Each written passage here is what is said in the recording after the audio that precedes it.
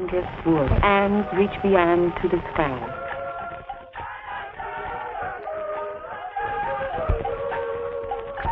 Nourished by today, plunging into generation, the bandage of the past, of tomorrow. Africa is my home.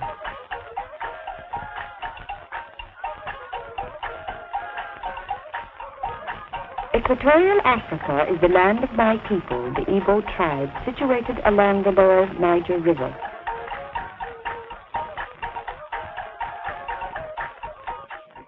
One morning, just before my birth, 25 years ago, grandfather moved silently through the wet jungle in search of a log. His name is ONIWOKUWO, meaning who knows tomorrow. This was to be my very first toy.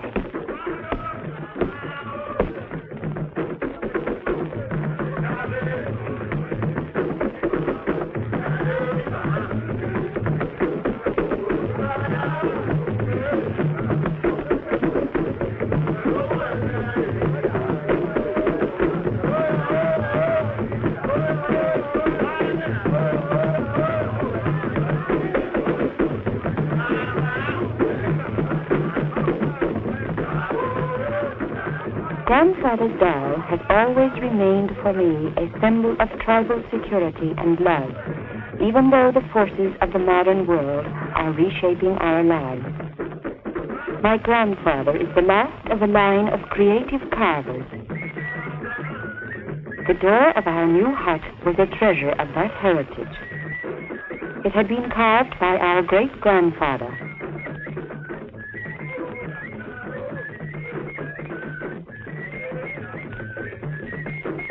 In this hut, within the shadow of an ancient culture, I was born.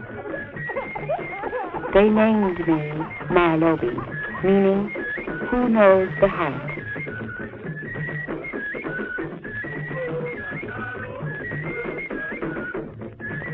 Mother attended to me and to her household tasks, while father raised our food on his small farm.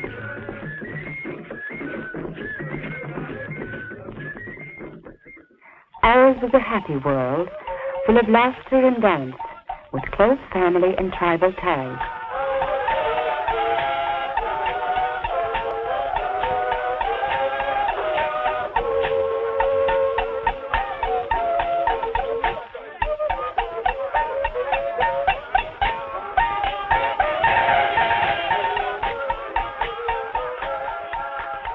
This was the old African world, the world of my grandfather. Before I was 2, the old and the new were both in my hands, though perhaps not yet entirely in my heart. But who knows the heart of a child? Sometimes it contains truths concealed from the old in years. The new excited me, but the old reassured me.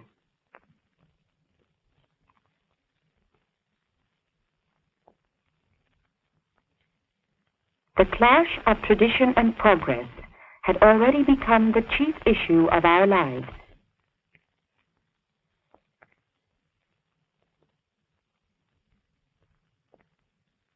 Like millions of other Africans, my mother still worshipped the traditional African gods known as Juju.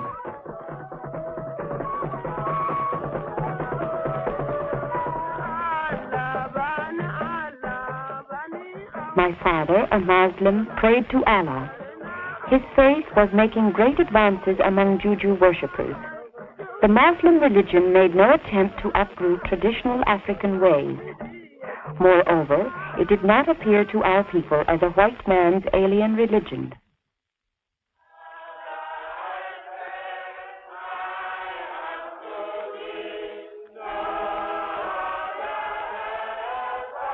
One night, at the age of 7, I was awakened by voices from the forest.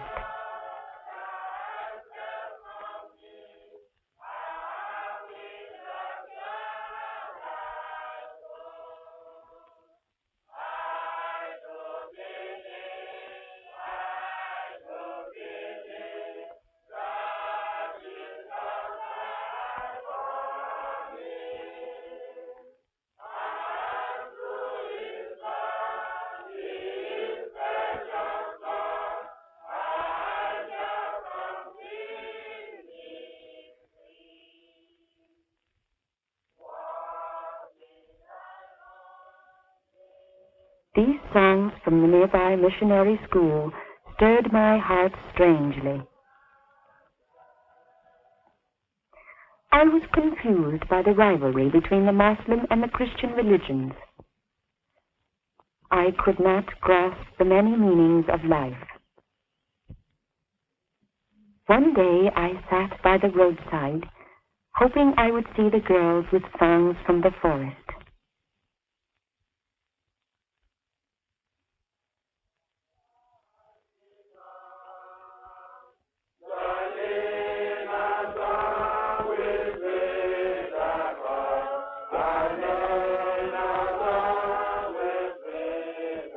I dreamed of attending their school.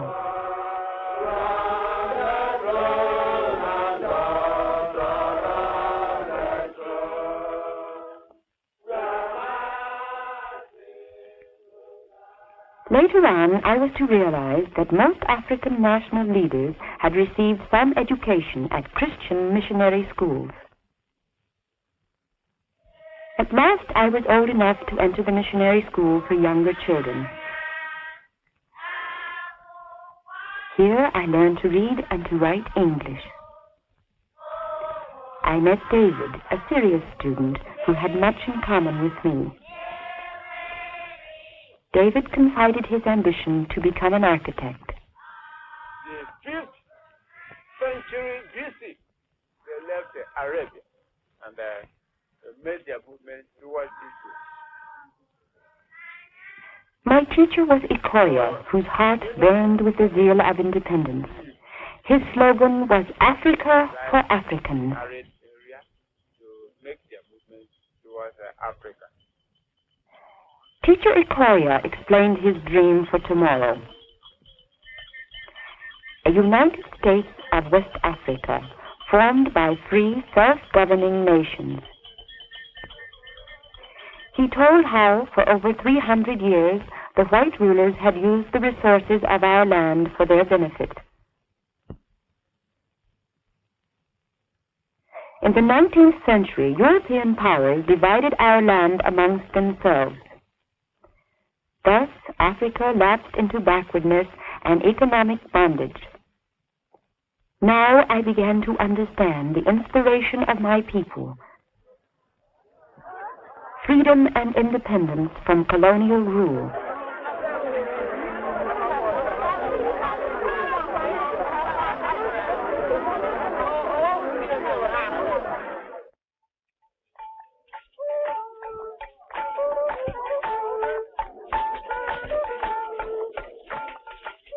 But I was only a little girl. I liked to wander in our forests and to play on our hillsides and in our streams.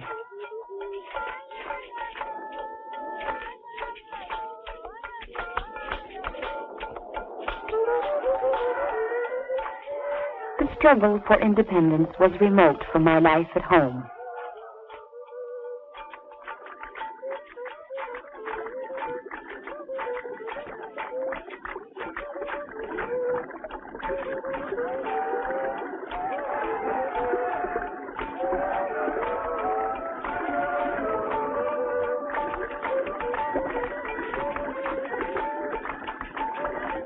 There was peace in the world of nature.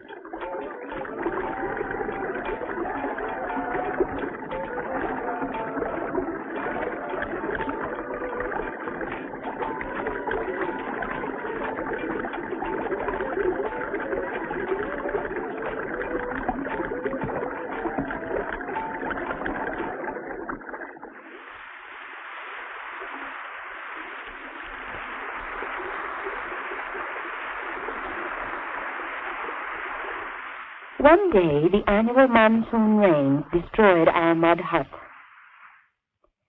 Years later, I came upon the family carved door in the ruins.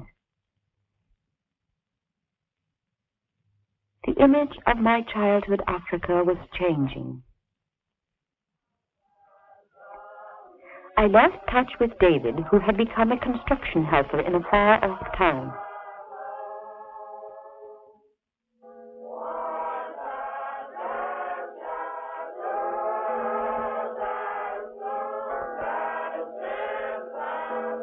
The white missionaries continued to come with their message of salvation.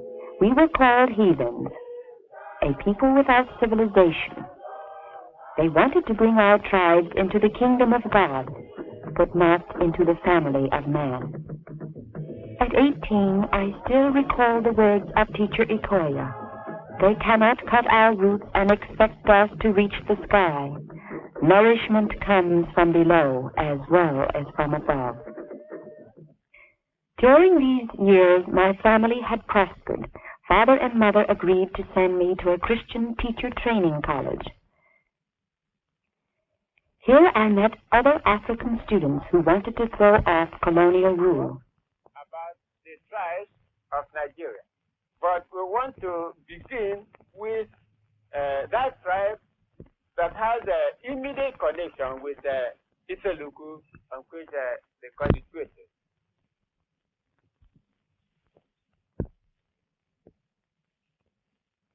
David re-entered my life when he brought his sister Josephine to our college.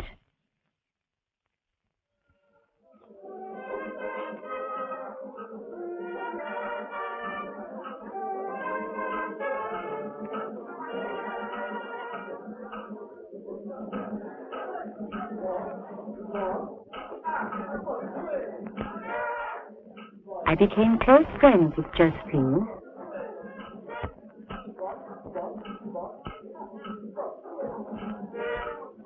Both Europe and America have had an enormous influence over us.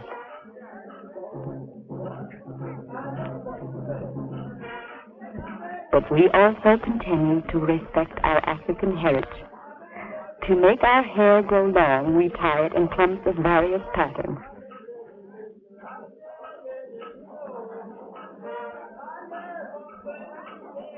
One of our teachers was an American educational missionary who gave us practical training.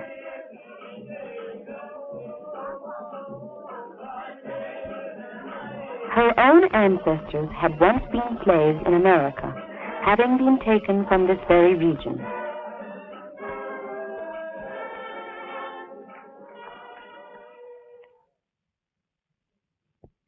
From our colleges, an African elite had emerged, no longer wanting to live and work in the villages of their origin.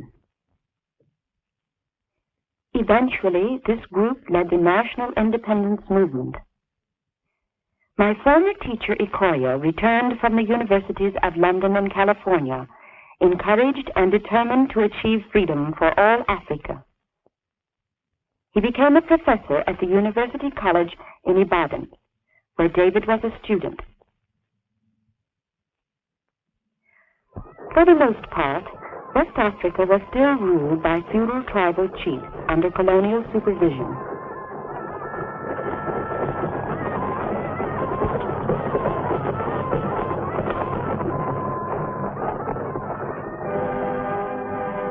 In our Nigeria, British control was exercised through a governor-general and a native army. Yet we had educated Africans able to govern us. Our leaders demanded self-government.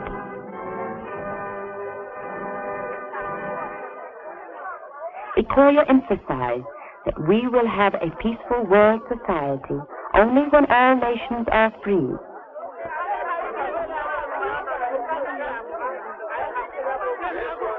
He held before us the vision of a federation of independent African states. Europe kept Africa in colonial bondage for some days. Shall be free. After independent countries, will be found the United States of West Africa. 20th century African nationalism was inevitable. Within a span of 15 years, 21 African nations secured freedom.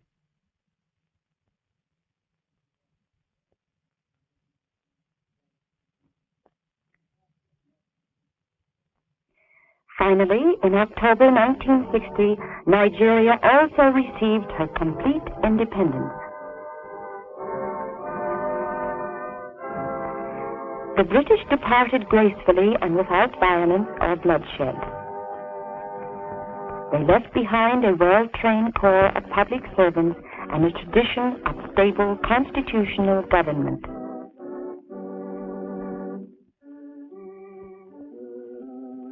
From amongst us will arise a new generation of free men. Let it be free also, hatred and prejudice towards others. In brotherhood we stand, Nigerians all, and proud to serve our sovereign motherland. This is our land, our African home. The achievement of national freedom did not solve all our problems. There remained for us the need to transform a backward economy into a modern one, and to weld conflicting tribal and religious loyalties into a unified nation. And so, with peace and plenty, Nigeria may be blessed.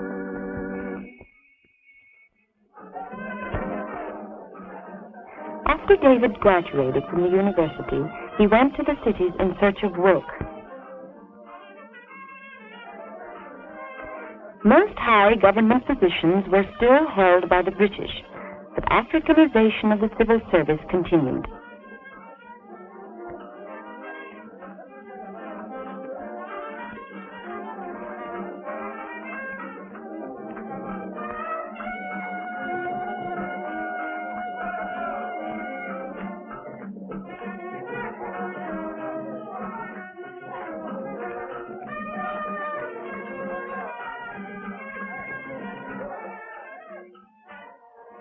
David observed many of his countrymen still poorly housed. Yet we were carving mighty cities out of the forest.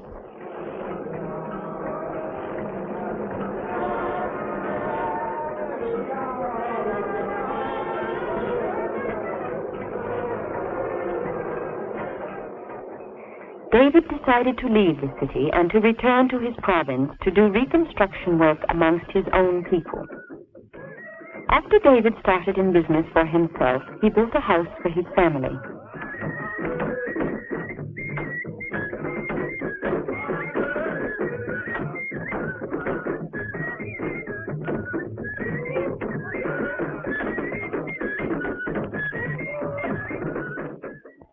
When David's new home was completed, his sister Josephine invited me to visit them.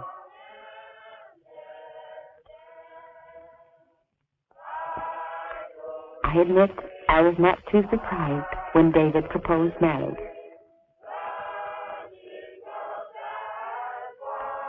I happily accepted.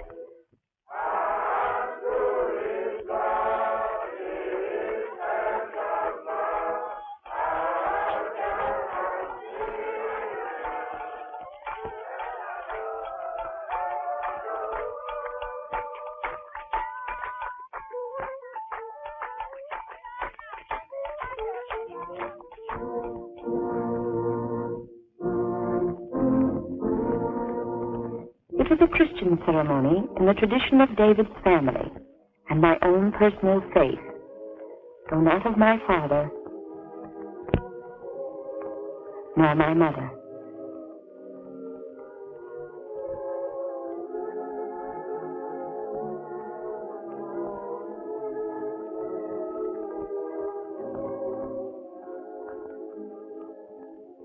For us, the happy and the young, there is a tomorrow.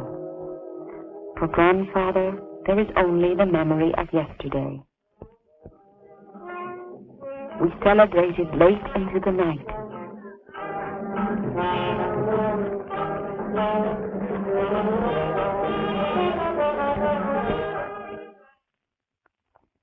Sometimes I return to the scenes of my childhood, to the trees of my village, gathering life from the soil and from the sky.